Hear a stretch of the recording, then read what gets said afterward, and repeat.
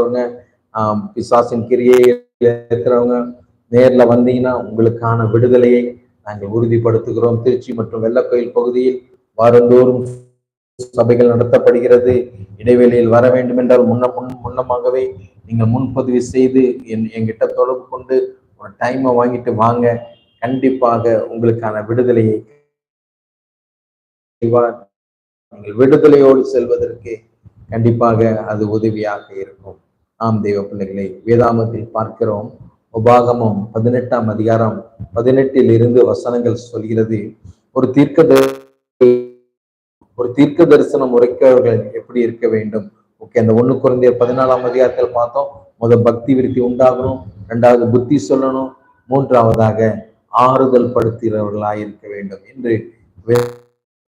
எத்தனையோ ஜனங்கள் மனதில் சமாதானம் இல்லாமல், ஆறுதல் இல்லாமல், கண்ணீரோடு அலைந்து கொண்டிருக்கிற ஜனங்களை ஆறுதல் படுத்துகிறவர்களாய் வேதம் சொல்லுகிறது, என்னிடத்தில் வருகிறவர்கள் நான் புறம்பே தள்ளுவதில்லை, வருத்தப்பட்டு பாரம் சுமப்பவர்கள் நீங்கள் எல்லாரும் என்னிடத்தில் வாருங்கள், நான் உங்களுக்கு இளைப்பாறுதல் தருவேன்.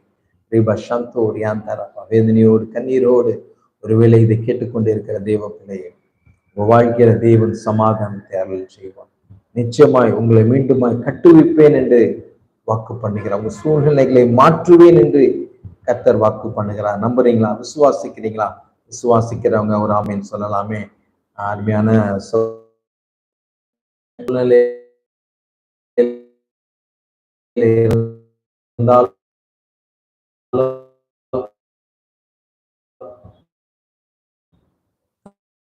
கர்த்தர் அந்த சூழ்நிலையை மாற்றுவேன் என்று வாக்கு பண்ணுகிறார். சமாதானமா இருக்க, ஒரு சந்தோஷமா இருக்க, வாழ்க்கையில இழந்தவைகளை மீண்டுமாய் பெற்றுக்கொள்ள கர்த்தர் உங்களுக்கு உதவி செய்வேன் என்று வாக்கு பண்ணுகிறார்.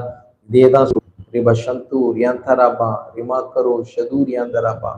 ஓகே, தீர்க்கதரிசி என்பவன் பக்தி விருத்திக்கு எதுவாக பேச வேண்டும், அதே போல புத்தி சொல்ல வேண்டும், பாவத்தில் இருக்கிற ஜனங்களை கண்டித்து உணர்வதாக ஆறுதல் படுத்துகிறவர்களாய் அவர்கள் இருக்க வேண்டும் என்று பவுல் சொல்லுகிறதை பார்க்க முடிகிறது. ஆம் தேவ பிள்ளைகளை, இதுதான் ஒரு உண்மையான தீர்க்கதரிசியின் நிலையாய் இருக்க வேண்டும். அவர் அப்படித்தான் ஊழியம் செய்ய வேண்டும்.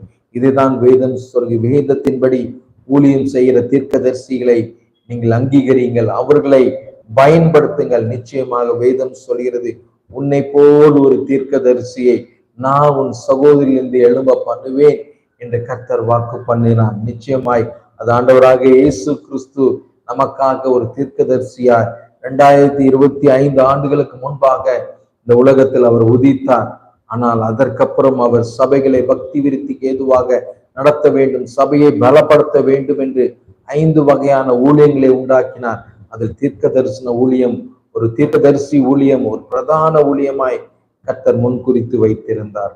அதனாலதான் இன்னைக்கு நாங்க தீர்க்க தரிசன ஊழியங்களை செய்து கொண்டிருக்கிறோம். தேவன் அனுமதிக்காமல் எந்த ஒரு ஊழியத்தையும் செய்ய முடியாது. எந்த ஒரு காரியத்திலும் அங்கே நன்மை இருக்காது, ஆசீர்வாதம் இருக்காது, சமாதானம் இருக்காது. எப்பொழுதும் ஒரு போராட்டத்தோடையே கூட ஊழியம் செய்யக்கூடிய சூழ்நிலையா இருக்கும். ஆனால் தேவ கிருபையினால எண்ணற்ற ஜனங்களுக்கு ஜெபிக்கிறோம், எண்ணற்ற ஜனங்களை பார்க்கிறோம், வந்து நம்மை மீட் பண்றாங்க, நாங்க அவங்கள போய் பார்க்கிறோம், இப்படி இன்ட்ராக்ட் பண்ணிக்கிட்டே தான் இருக்கிறோம். சும்மா அமர்ந்து இருப்பதில்லை, ஆனால் சமாதானமாய் அழைத்த அழைப்பை பெற்று ஊழியம் செய்து கொண்டிருக்கிறோம்.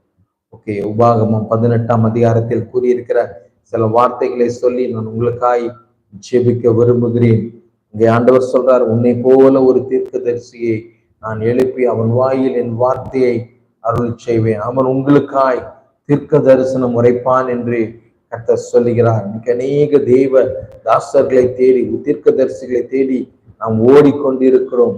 இப்படிப்பட்ட தீர்க்கதரிசிகளை நாம் கொஞ்சம் நிதானித்து பார்க்க மிகவும் அவசியமா இருக்கிறது என்பதை உணர்ந்து கொள்ளுங்கள். தீர்க்க தரிசனங்களை அற்பமா எண்ணாதிருங்கள் என்று வேதம் சொல்கிறது. ஆனாலும் அவைகளை சோதித்து அறிந்து நலமானதை நீங்கள் பிடித்துக் கொள்ளுங்கள் என்று கர்த்தர் வாக்குறுத்திருக்கிறார். ஆமே, எல்லாவற்றிலும் ஒரு கிராஸ் செக் பண்றதுனால அது ஒரு பிரச்சனையும் கிடையாதுங்க. எல்லாத்தையும் கிராஸ் செக் பண்ணி பாருங்க, அவங்க ஊழியங்களை பாருங்க, அவங்க சாட்சிகளை பாருங்க, உங்க வாழ்க்கையை பாருங்க, கனியை பாருங்க. இதெல்லாம் தான் அவர்களை